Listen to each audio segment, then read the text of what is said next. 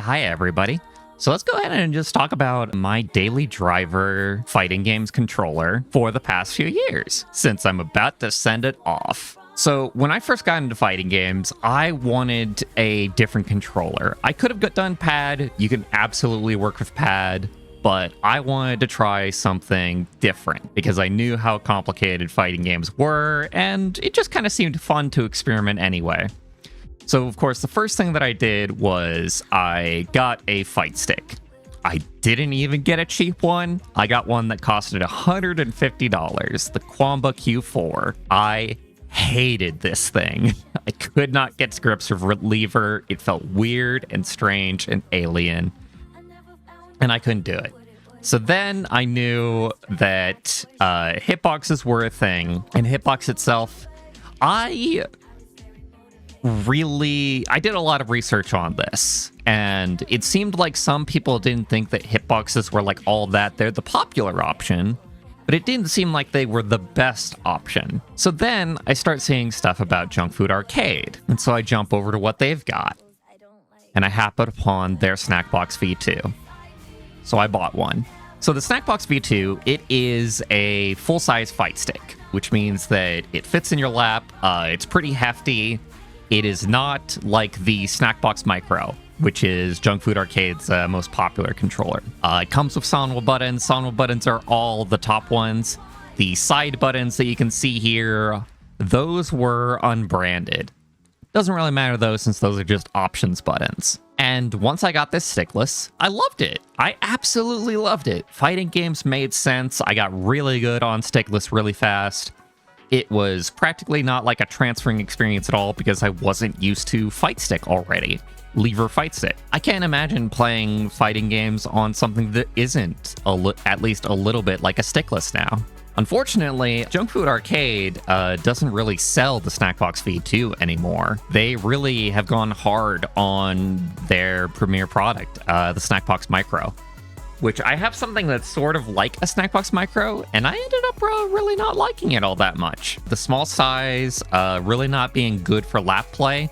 It doesn't really work for me. It doesn't really work for my hands. My hands are pretty big, and the more that, as if like my VTuber hands are going to match my real hands, right? But but my hands are pretty big, and these things are made for smaller hands, I think. One thing that I definitely really appreciated with Junk Food Arcade was that when it came to buying the Snackbox V2, they offered like 3 different layouts, 3 different button layouts. They offered what they probably is like the Hitbox layout. They offered what they called a comfort gap.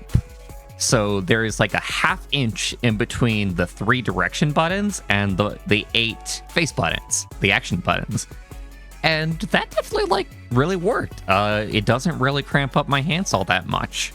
I do still have to stop playing into sessions sometimes because I have carpal tunnel, and eventually the pain just gets to be too much. But I would wager that I've actually tried this out, and lever definitely makes my hands hurt very fast, very quick. Whereas sticklesses don't make it hurt as much as fast. It still will eventually hurt, but I will take what I can get so I can get in some sessions of fighting games, you know? I love the build quality of the Snackbox V2. It's made out of like an industrial plastic for the top and the bottom. These sides are acrylic, and these corners are aluminum. It's extremely well built, and you can take it apart and repair it super easily. It's just held on with 4 screws, 4 Phillips head screws on both sides. So you just unscrew the 4 on the back, and you can absolutely fiddle with your PCB and the wires and swap out buttons if you like. I experimented with buttons a lot because I first started off with the default Sonwas, and then I tried out Seimitsu, and I thought I liked Seimitsu better because they felt a little bit better. It felt like you had a little bit more feedback on hitting them. But the more I've gone along, the more I appreciate that Sonwas are sensitive. That's the thing about Sonwa buttons, is that they are so sensitive. You can practically rest your finger on the edge of a Sonwa button, and it will trigger. It's crazy. Whereas, say, Mitsu buttons and Crown buttons and Hori buttons, you have to make sure that you actually, basically fully depress the button to get your input. this is all preference. Some people will honestly, like, I know some people love Seimitsu buttons, Hori buttons, crown buttons. Nowadays, what I want is actually a low-profile mechanical key switch button, which are starting to come out, but still not, like, popularly, like, in everything. But they are in, like, flat boxes and whatnot. And like the Gram Slim that I'll show you a little bit later. The primary reason why I am selling off my Snackbox V2 is because I have always wanted what is a separated hands layout, where on the Hitbox you've always had to like put your hands in like the same place. And there's a reason behind that, because they want you to be able to hit the jump button with your left hand and with your right hand, depending on whether you want to be left-handed or right-handed about it. But it's a little bit of a cramped layout for me. So I've always wanted to separate my hands. And I can do that using the Gram Slim, what I'm going to be purchasing with the money that I get with selling my Snackbox V2. I'm a little bit sad to be seeing off my old friend, as it were, but it's high time, and I am looking forward to getting a new controller. I do recommend Junk Food Arcade's products. I do recommend, I think, Gram products. I'm going to have to actually get it before I fully recommend it, but from looking around and looking at others' reviews and whatnot, they seem like they're an extremely good company with extremely good ideas. I really respect what Junk Food Arcade did, because they were a great alternative, and they still are a great alternative to Hitbox. Because honestly, the parts that you get in a Hitbox are not top of the line anymore. They used to be top of the line. But I would say that in terms of PCB, in terms of buttons, you can do better now. And Hitbox needs to change up their strategy. JFA is changing up their strategy, because their controllers that they're experimenting with and coming out with soon are going to attempt to go over the stickless legacy as it stands, really shake up the market. I'm really interested in this swirl. It's definitely a very unique idea. They're trying to bridge the gap between a fighting game controller and an everything controller, and they're trying to make it to where you can play just like an average like AAA experience like Spider-Man or Horizon Zero Dawn on the same controller that you play Street Fighter on, which is a pretty novel idea. I like the experimentation that is going on in the space. Also, I forgot to talk about PCB in the Snackbox, but originally it shipped with a Brook PS4 unit, and my original one shipped with, I forget which one it is, but it's the Brook that only supports PC and Switch. That's like $25.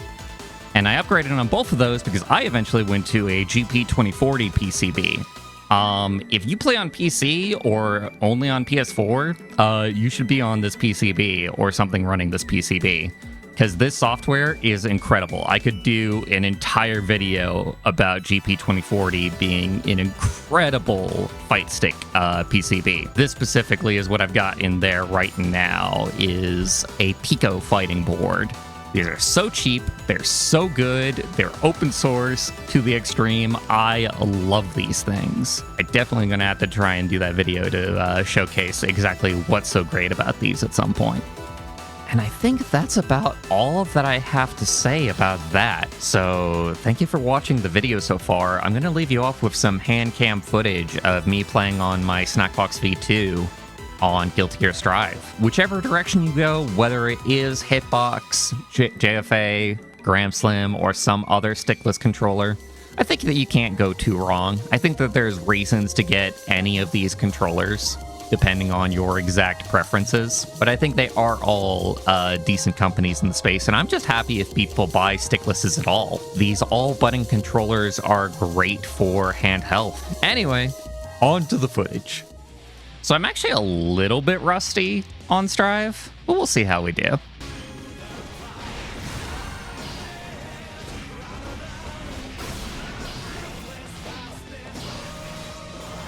Ah, no! Wow, okay. Good lord, aggressive offense.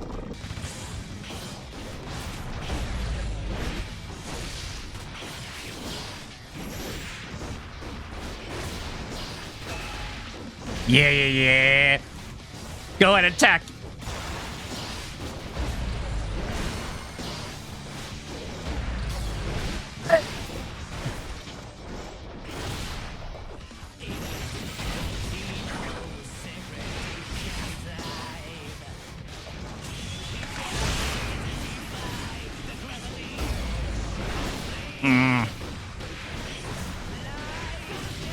Oh, that's not a cross-up. That's just an overhead, I think?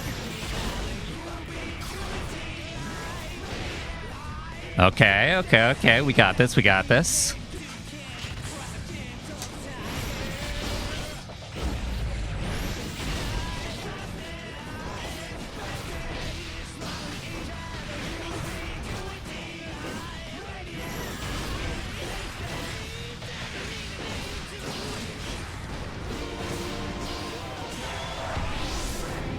Can't be too aggressive against Viking, yo.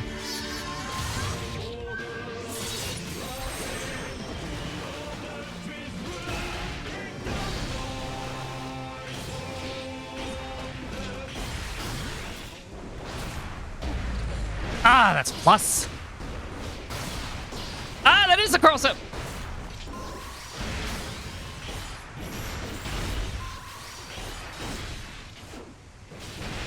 Woo! What happened to the music? Oh, come on. My slash should be faster, in theory.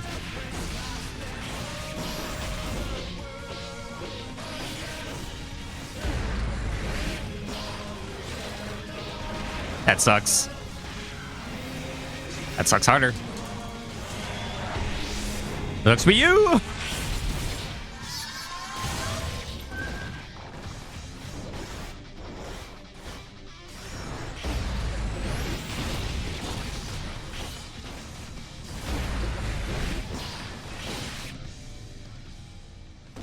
Man, they are not blocking. Kind of a bad quality in an Asuka.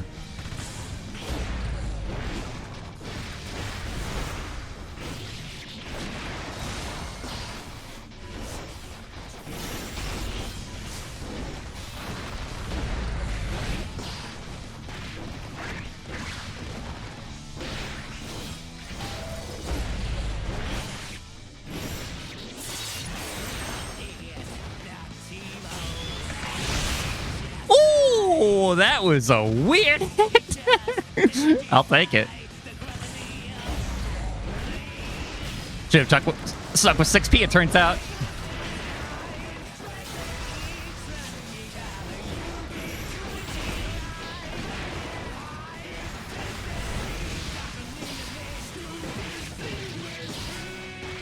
Oh, I wanted to catch him so bad.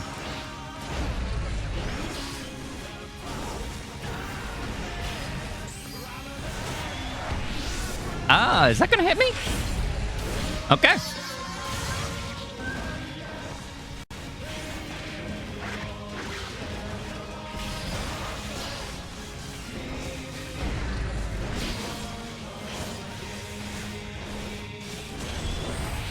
Oh boy.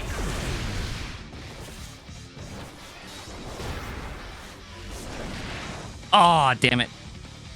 I always want to jump against Asukas, because their aerials truly suck.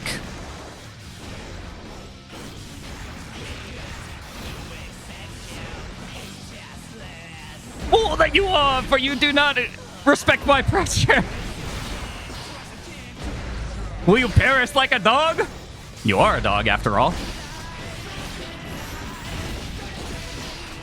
Forgot about that one, didn't ya?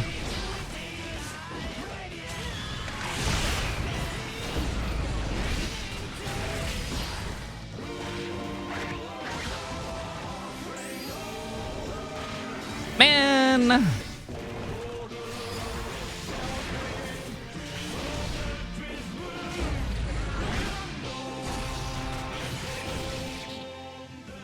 Okay. All right. Oh my god.